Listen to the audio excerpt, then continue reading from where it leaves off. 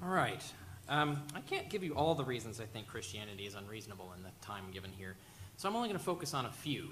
But of course, obviously, at the end of this debate, you should go out and explore and learn more of my writings, more of David's writings, others, Christians, atheists, and so on, and learn about this beyond what gets covered in this debate.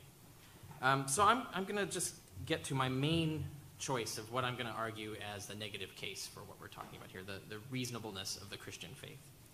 And I want you to think about a fact that I read about on the plane here. I was reading an article about a particular charity group that's working on a particular problem these days, and it was a quite alarming statistic that this charity was working with, and that's the fact that every 21 seconds, somewhere on Earth, a child dies from contaminated water. That means by the end of my opening statement, over 50 children will have died of diseases contracted from their local water supply. Now start counting off the deaths in your head. It's pretty horrific. This is one of thousands of examples of fundamental injustice in the structure and design of the world that I could mention. But to keep it simple, I'll just use this one in particular because it is especially relevant to Christianity. In the time of Jesus, half of all children died before adulthood from diseases. I want you to imagine that. Imagine that now, more than half of all children born, all children you know, your own children, never survive to be adults. Most die miserably. And imagine that's just the way things are, and yet it's totally preventable. I want you to think about that for a moment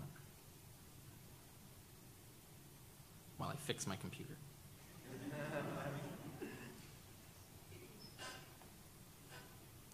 Not only could someone who had the ability to eradicate all diseases just get rid of the problem altogether, right immediately, but even just knowing the germ theory of disease and how to decontaminate water, food, and milk, and sterilize instruments and utensils, and maintain community sanitation, even that can reduce the frequency of child death from half of all children to less than 1 in 1,000, like in America today.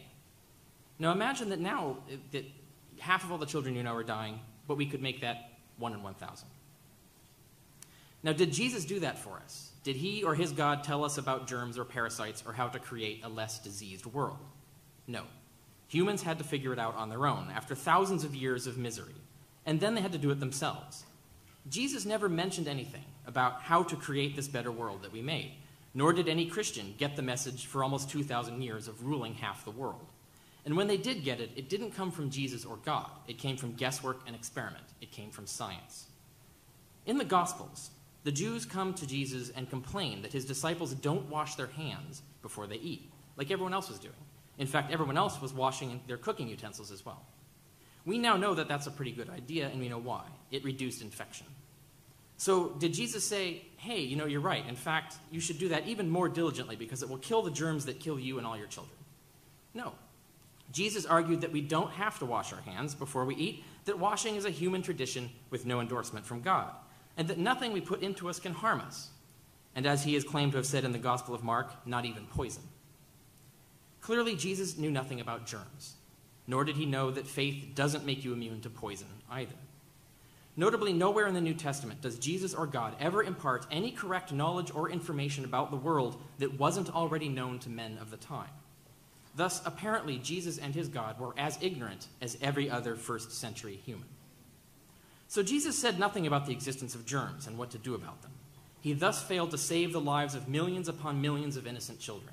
He and his God just let them die miserably for thousands and thousands of years, because remember, humanity's been around for a lot longer than Jesus has. Jesus also didn't say anything about parasites, waterborne or animal-borne. Most curiously, the Gospels only have Jesus perform occasional faith healings on people with no actual verifiable diseases. Similar faith healing acts are performed in all religions today, yet they never cure any verifiable disease like malaria or influenza, anecdotes aside. We've never scientifically confirmed this. Much less did they restore lost organs or limbs. Jesus also never cured any verifiable disease, nor ever restored any lost organ or limb. Jesus thus had no more power than any other random faith healer from any other religion today. Not just Christians can do faith healing, Muslims and other practitioners of other religions can. Pagans did as well. Now let's compare that with what an actual God could do. A God, or any man granted his power, could cure all sick people on the whole earth. Now imagine Jesus had done that. With just a thought, not just a few people he happened to bump into in one tiny corner of the world. In fact, an actual God, or any man granted his power, could simply eliminate all germs and parasites altogether, or render them all harmless to humans, or at least to children. But no, Jesus and his God didn't do anything godlike. Just as their knowledge was ignorantly human, so was their ability. In the time of Jesus, the top killers of millions of children and adults were malaria, typhoid, and tuberculosis. Pay close attention to the Gospels. Never once does Jesus ever meet a single person clearly afflicted with those ailments. And yet those are the most common ailments, most commonly killing people around him at the time. Once, according to the Gospels, he cured a fever, and that's it, just an ordinary fever. Yet hundreds of thousands were dying of those more serious illnesses all around him. Carefully avoiding them, Jesus never had to try to heal them. We know he couldn't, as no other human faith healer can either. Because faith healing isn't real, it's psychosomatic. If it worked, we'd have faith healing wings in all our hospitals. Malaria, killer of millions of children, even still today, shockingly, even after 2,000 years of Christianity, malaria is caused by parasites transmitted by mosquitoes, which breed in stagnant pools of water and can be warded off with chemicals and nets or just killed. At the very least, Jesus could have mentioned that. Hey, you should do something about those stagnant pools of water over here, and there's this thing called a mosquito net I want to tell you about. But no, Jesus didn't even know to do that, much less just eliminate the malaria parasite like any actual God would do. Typhoid and other lethal fevers are transmitted by a lack of public and personal sanitation, basic germ theory of disease. Jesus didn't mention that either or do anything about it. A leading cause of tuberculosis in children is contaminated milk. Ever wonder why we pasteurize our milk? Now you know. Did Jesus tell us that? No. You'd think a really nice thing to do would be to tell everyone that the milk they are drinking and the cheese they are eating is killing them and their kids, and that simply heating the milk up a bit would solve the problem, saving millions of lives and ending ages of misery. An actual God, or anyone in regular chat mode with him, would at least know to tell us how to fight these diseases: washing hands, sanitizing cooking utensils and medical instruments, mosquito nets and getting rid of standing water, heating milk before drinking it, or making cheese from it, basic stuff like that. But Jesus didn't even know that eating with unwashed hands is bad for you.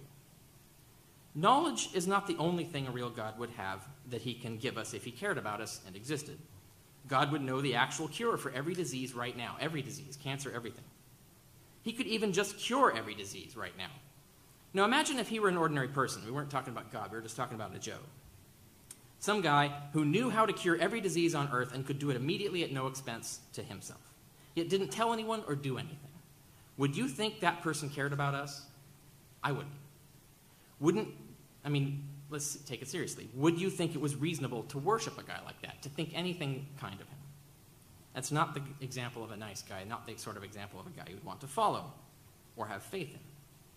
The Christian religion is simply not believable in the face of this evidence. Neither Jesus nor Christianity as a whole has exhibited any special source of information about the world, nothing distinctive of actual divine communication. They didn't know about germs, they didn't know about parasites. Christians have no more evidence of having a pipeline to a kind and all-knowing God than any other religion in history has, and that's the principal point here. The fact that it took Christians 1,800 years, do the math on that, 1,800 years, to figure out that germs and parasites even existed, and it might be a good idea to kill them before they kill our kids, proves that Christianity is a man-made religion and not something received from any real God. If you were a time traveler and got back to the first century, what would be one of the first things you told them? Why, about germs and parasites, of course, and how to combat them. It would be absolutely cruel not to withhold that information and watch over half of all children die miserably from preventable diseases for thousands of years. Thus, if Jesus were really God's emissary, he would have told us those things as surely as any compassionate time traveler would, as surely as you would, had you the chance.